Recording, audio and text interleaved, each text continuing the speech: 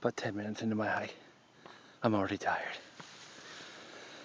But I'm not going on the trail that's designed for me.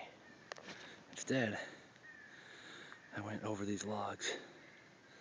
Through that, there's the old bridge right there. So, no one's been on this trail for a while except for homeless people because they're leaving their crap everywhere. See?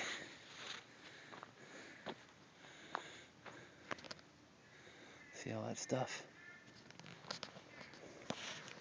Cody Lindeen would be horribly upset.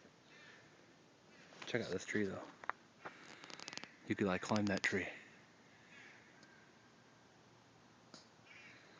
With all those knot holes in it. That's sweet.